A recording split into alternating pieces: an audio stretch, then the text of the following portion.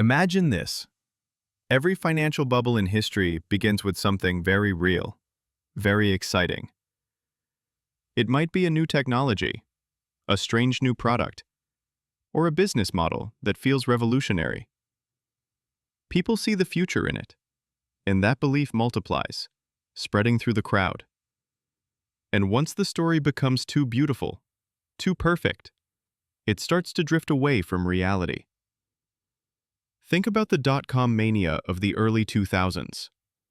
The internet was clearly a revolution. But back then, any company with .com in its name was celebrated, its stock doubling overnight. One of my patients, a man who had taken out a mortgage just to buy tech stocks, told me he believed it was a once-in-a-lifetime opportunity. A few months later, the money was gone. What remained was the hollow realization that he hadn't really invested in technology, but in a story too good to be true. The interesting part is this: the original idea was never wrong. The internet, real estate, even crypto, they all have genuine value. But once the story races far ahead of the foundation, once value is defined not by use or demand but by blind faith, that's when the bubble swells, and sooner or later, it bursts. Have you ever felt that? The certainty that this time is different, only to realize that history just repeated itself right in front of you. You know what chills me? The fact that history never stops repeating. We like to think we're smarter than the generation before us, that we'll never make those same mistakes. Yet somehow, we walk into the same play, just with a different stage and costumes. Look back. In the 17th century, the Dutch spent fortunes on tulip bulbs. Then came the South Sea and Mississippi bubbles, sweeping away nobles and scholars alike. In 1929, Wall Street boomed and then collapsed, leaving a generation in despair. Fast forward to 2000, when dot-com stocks blinded investors worldwide. In 2008, U.S. housing dragged the banking system into ruins. And more recently, crypto and NFTs wrote a new chapter, where digital images were sold for millions of dollars. Think back to 2008. Big banks, thanks to emergency intervention, were bailed out with billions of dollars in taxpayer money. Meanwhile, millions of American families lost their homes, their jobs, and their trust. I once spoke with a patient who told me she sat every day staring at her stack of mortgage papers, feeling abandoned. Like the whole system was built to protect someone else, not her. And in a way, she was right. Power always finds a way to protect itself. It has connections, guarantees, and those too-big-to-fail policies. But for the rest of us, ordinary people caught in the storm, all we really have is faith. And once that faith disappears, no one is coming to rescue us.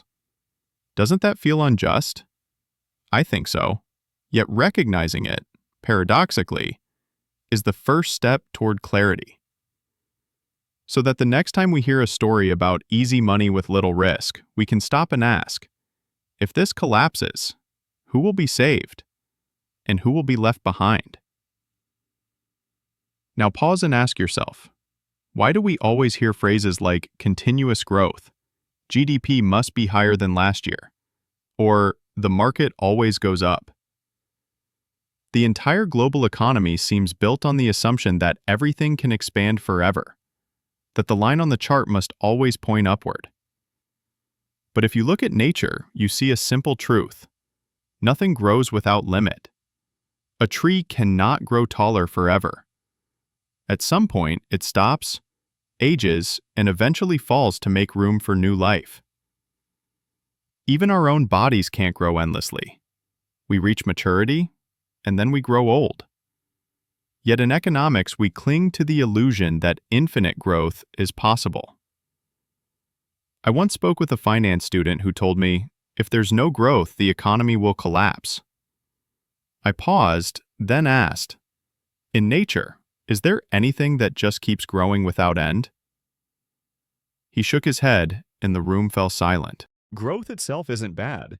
It's what drives societies forward. But when we turn growth into a goal pursued at all costs, ignoring the limits of resources, the environment, or even human well-being, that's no longer development. That's illusion.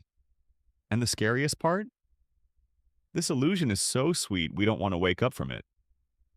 You might think bubbles burst because of numbers, red charts, or complicated formulas, but the truth is much simpler. Bubbles don't die from math, they die from lost belief. When the story no longer enchants us, when no one is willing to buy with the hope that tomorrow's price will be higher, the bubble quietly collapses. I remember a friend who jumped into crypto in 2021. He didn't understand the technology and he couldn't explain blockchain. The only thing he had was belief. The belief that the whole world was moving in this direction, and he didn't want to be left behind. But one day, when people around him started whispering, maybe it's over, prices crashed. No official economic report was needed. Just a few group chat messages were enough to trigger mass panic selling.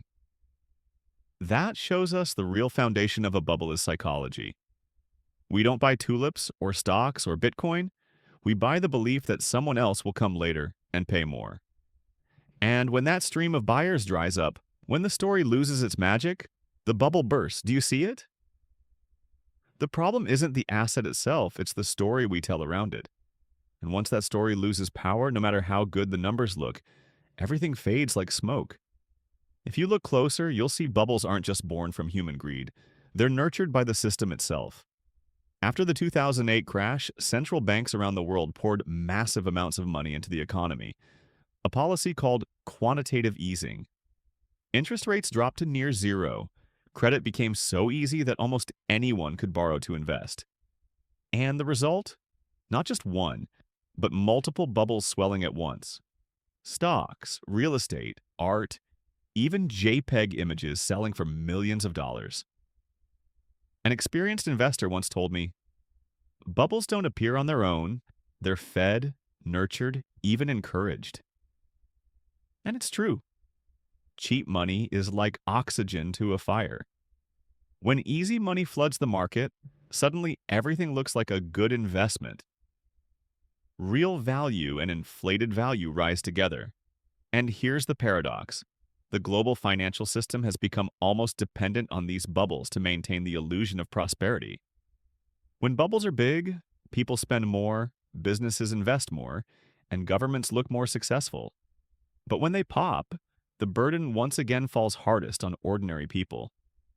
Maybe that's why each bubble seems bigger, riskier than the last.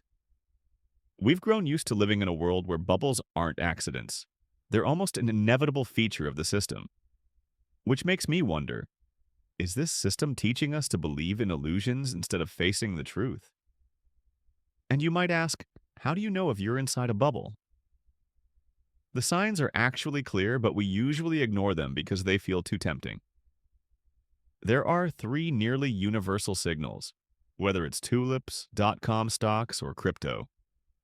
The first, prices rise so fast that no one can really explain why. Every day the numbers are higher than yesterday, and people offer explanations that sound reasonable but don't really convince. In reality, prices stop reflecting value. They only reflect belief. The second, experts begin telling you, you just don't understand the new model. This line shows up in every bubble. During dot-com, people said, the internet changes everything. You can't judge it with old thinking.